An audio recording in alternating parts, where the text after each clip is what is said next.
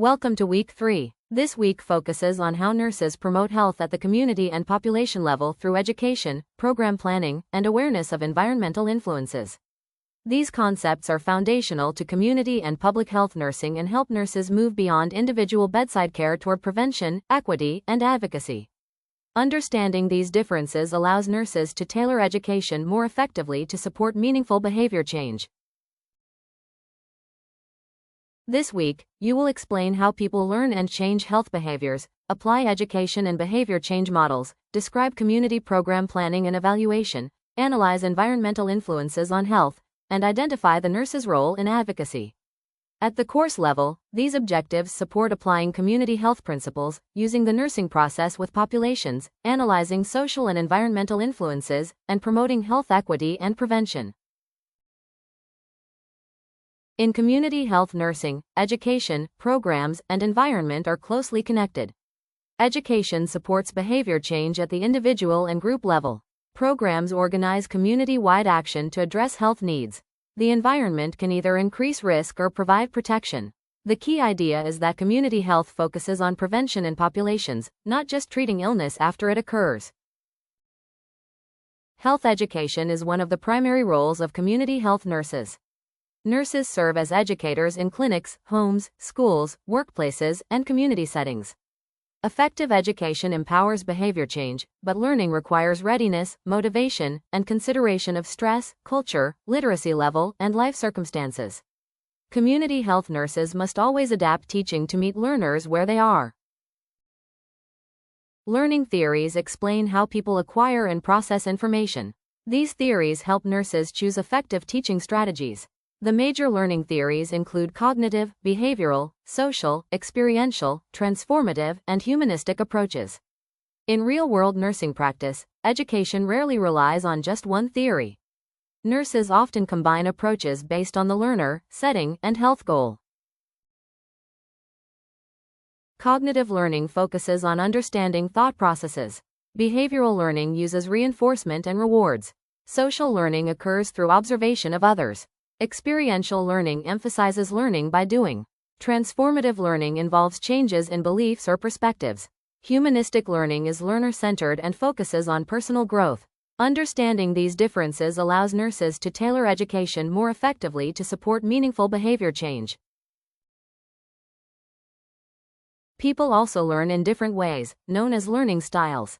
Common learning styles include visual, auditory, tactile, and read or write learners. Community health nurses should use a variety of teaching methods, such as visuals, discussion, demonstrations, and written materials, to ensure education is accessible and effective for diverse populations. Learning occurs across three domains: cognitive, affective, and psychomotor.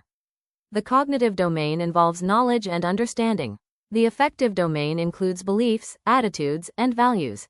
The psychomotor domain focuses on physical skills. Effective health education often addresses more than one domain at the same time. For example, teaching about disease prevention targets the cognitive domain. Encouraging acceptance of lifestyle changes addresses the affective domain. Demonstrating how to use medical equipment or perform a skill involves the psychomotor domain. Community health nurses must consider all three domains when planning education. Health literacy refers to a person's ability to obtain, understand, and use health information. Barriers to learning may include low literacy, language differences, stress, cultural beliefs, or limited access to resources. Nurses must assess health literacy and adjust teaching methods to reduce misunderstandings and improve outcomes. Behavior change models help nurses understand how and why people change health behaviors. These models guide education, goal setting, and interventions. Using behavior change models increases the likelihood that education leads to lasting improvement rather than temporary compliance. The teach-back method is a simple and effective way to confirm understanding. The client explains information in their own words, allowing the nurse to assess comprehension. Teach-back reduces errors, improves adherence, and supports safe care. It is an evidence-based communication strategy used across all care settings. In community health, the community is viewed as a partner rather than a passive recipient of care. Collaboration with community members supports shared decision-making and sustainable outcomes. Building trust and engaging the community increases participation and long-term success of health programs. Community assessment is the foundation of program planning. Nurses identify both strengths and needs within the community. Primary data is collected directly from the community through surveys, interviews, or observations. Secondary data includes sources such as public health statistics, census data, and reports. Both are essential for understanding community health needs. Several models help organize community assessment. These include the social ecological model, the change model, built environment assessments, and community health needs assessments. These frameworks guide data collection and help identify priority health issues affecting the community. The social ecological model shows that health is influenced at multiple levels, including individual, relationship, community, and societal factors. Effective interventions often address more than one level at the same time, rather than focusing only on individual behavior.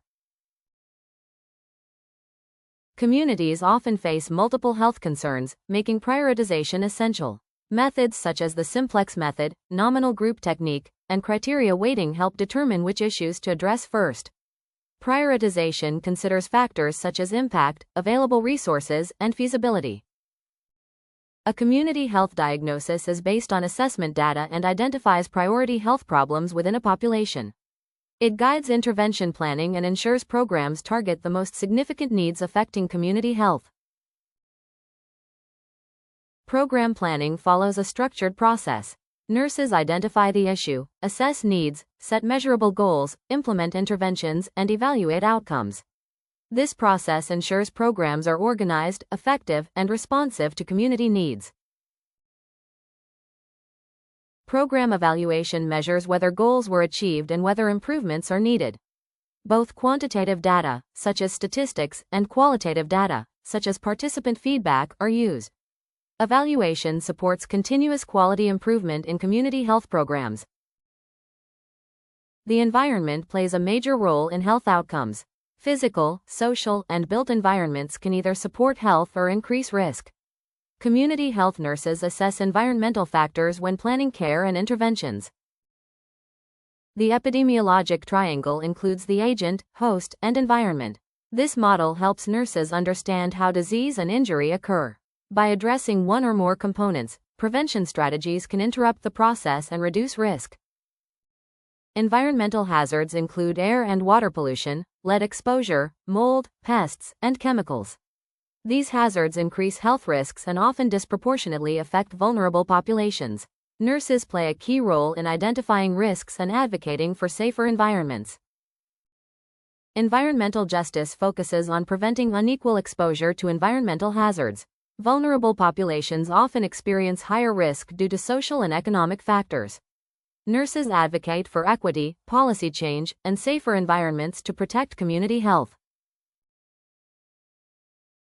This week highlights how community health focuses on prevention in populations. Education, programs, and environmental factors work together to influence health outcomes. Nurses serve as educators, planners, and advocates. These skills are essential for promoting equity, prevention, and improved population health outcomes.